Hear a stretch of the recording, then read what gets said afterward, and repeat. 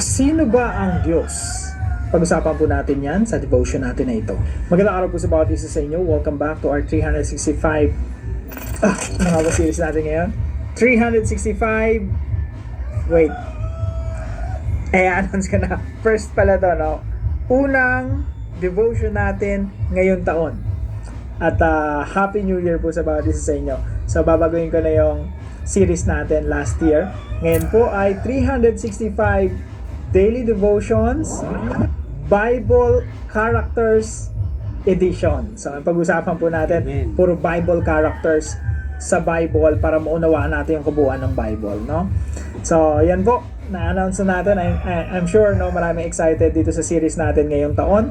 Lord willing, matapos po natin yung 365 Bible characters, no? 365 Daily Devotions Bible Characters Edition. So, bago po tayo magpatuloy, binabati ko ng happy birthday si Attorney Louie, no? Kaya ako naalala yung birthday ni Attorney Louie kasi magka-birthday kami. So, happy birthday to me as well. Pinanganak po ako 8:30 in the morning several decades ago. So, yung topic po natin ngayon ay Who is God? Sino ba yung Diyos? At ang series po natin ngayon ay Bible Characters Edition. So, magsisimula po tayo sa character ng Diyos. Sino ba yung Diyos? Who is God? Alam niyo po, nararapat lang na magsimula talaga tayo sa kilalanin sino ba yung Diyos.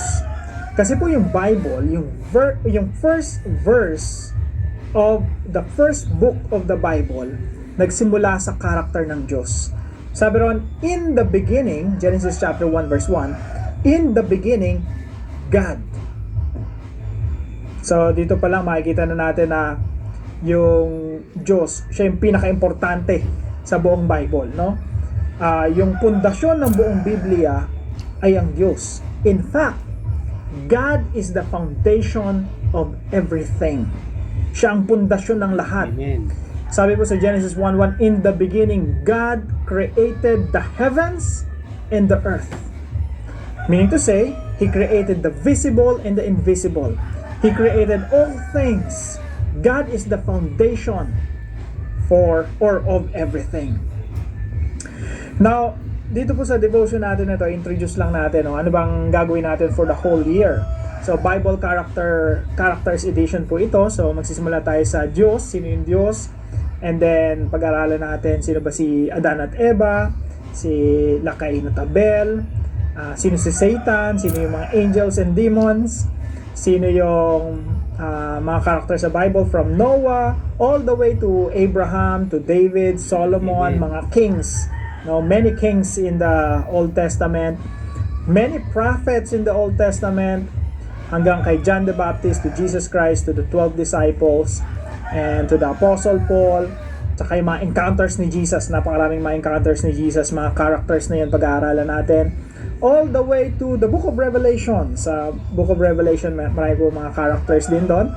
Na kapag naunawaan po natin itong mga Bible characters na ito, maunawaan rin po natin yung kabuuan ng Biblia. Kaya po yan yung isa sa mga goals natin. So, yung teaching po natin ngayong araw, based on Genesis chapter 1 verse 1, who is God?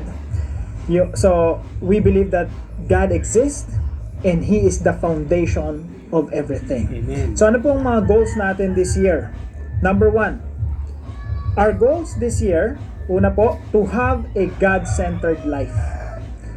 Ako, naniniwala po ako na yun talaga yung goal natin na yung buhay natin ay hindi maging hindi umikot sa ating mga sarili, kundi umikot sa katauhan. Bakit kasing sabihin na katauhan, parang tao yung Diyos sa umikot sa Diyos, no? We're living in a God-centered universe.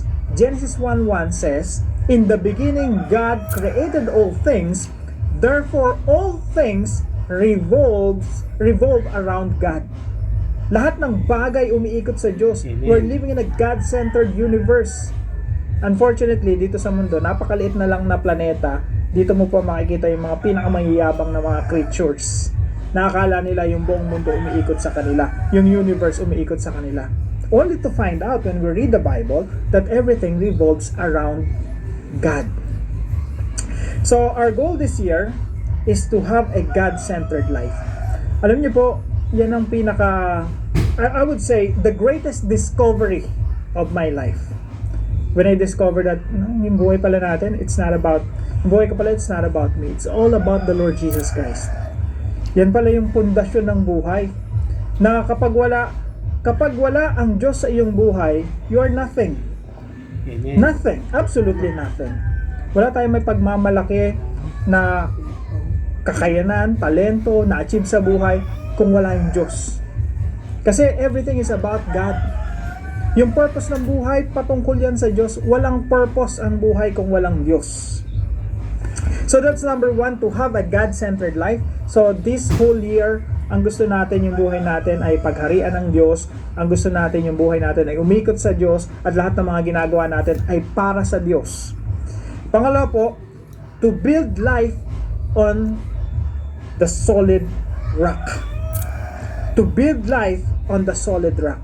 Sabi po ng ating Panginoon Jesucristo, ang isang tao na nakikinig sa mga tinuturo ng ating Panginoon Jesucristo at isinasagawa ito ay isang tao na nagtayo ng bahay sa ibabaw ng bato. Katuruan po ito ng ating Panginoon Jesucristo. Sabi niya, pero yung isang tao na nakikinig sa salita ng Diyos pero hindi isinasagawa ang kanyang mga natutunan ay katulad ng isang tao na mangmang na nagtayo ng bahay sa buhanginan.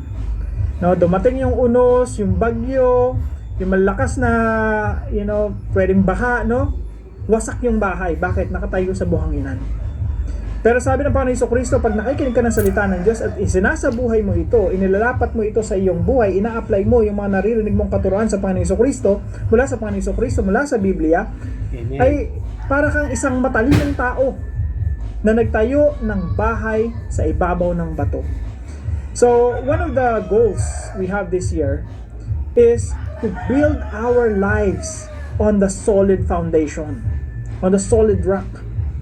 At ang buhay po na ninanais natin ay makinig, maunawaan yung tinuturo ng Biblia, at the same time, maisagawa natin kung anong sinasabi ng banal na kasulatan.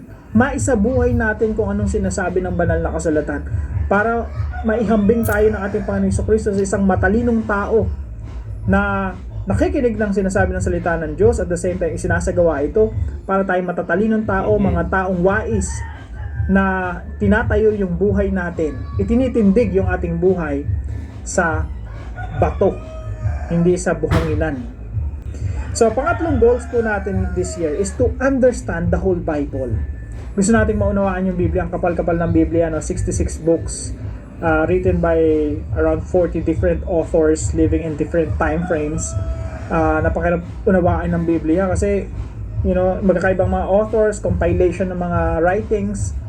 So, ako, ang tingin ko, kapag naunawaan natin yung mga Bible characters, chronologically, mula kay Adan, mula sa Diyos, Adan at Eva, hanggang sa mga character sa Book of Revelation, maunawaan na rin natin yung kabuuan ng Biblia. Amen. Why? Because God uses people to accomplish His purpose. So, yung Biblia, istorya ito ng purpose o layunin o plano ng Diyos at gumagamit siya ng mga tao para maisagawa ang kanyang mga plano. Kaya pag naunawaan mo yung mga Bible characters sa Bible at paano kumilos ang Diyos sa pamamagitan ng mga tao na yon, mauunawaan mo na rin yung kabuuan ng Biblia. So, 3 goals this year. Samahan niyo po ako dito sa 3 goals na ito. To have a God-centered life, to build life on the solid rock, and to understand the whole Bible. Now, 3 applications po. I hope sama-sama po tayo, i-commit natin yung ating mga sarili, italaga natin yung ating mga sarili sa 3 bagay na ito. Una po, commit to know God through His Word. Magkaroon po tayong malalim na commitment na kilalanin sino ba yung Diyos. Sino ba yung Diyos sa buhay natin? We don't just believe in God. We want to know Him in order to have an intimate relationship with God. To know Him. To know God through His Word. So, paano po natin makikilala kung sino yung Diyos? Makikilala po natin siya sa pamamagitan ng banal na kasulatan. Kaya po, throughout this year, Tulad rin po ng mga series natin in the past years, kikilalanin natin ang Diyos sa pamamagitan ng kanyang salita. Ano ba yung pinapahayag ng banal na kasulatan patungkol sa Diyos? Pangalawa po, complete our 365 daily devotions. Samahan niyo po ako sa goal na to, no? Makumpleto natin yung 365 daily devotions natin, Bible Characters Edition. So, ipanalangin niyo po ako kasi napakahirap po ng proyekto na ito, no? Pero maraming salamat po sa inyo na tumutulong para magawa natin yung mga projects natin. Natapos po natin yung last year. Thank you po sa inyong participation, sa inyong pagsuporta. This year po, tatapusin naman natin yung 365 Daily Devotions Bible Characters Edition.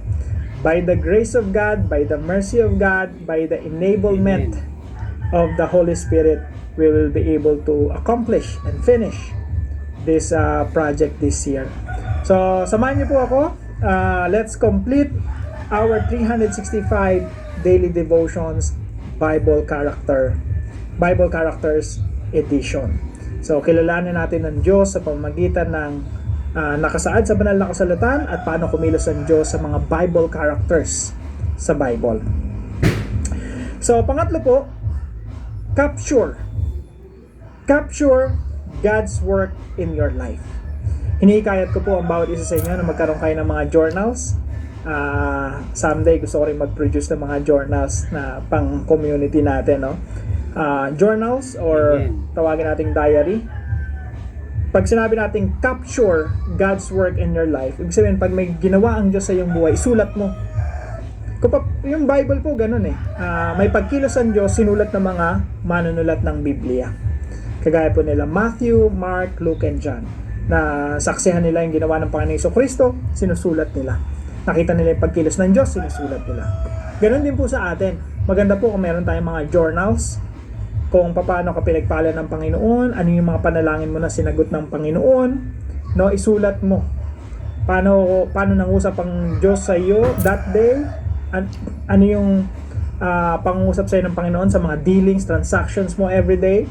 Paano ka ginabayan ng Diyos? Pwede mong isulat. Ano yung mga prayer request mo? Ano yung mga problema mo na tinulungan ka ng Diyos, no? Sulat mo lahat 'yon. That's one of the ways to capture God's work in your life.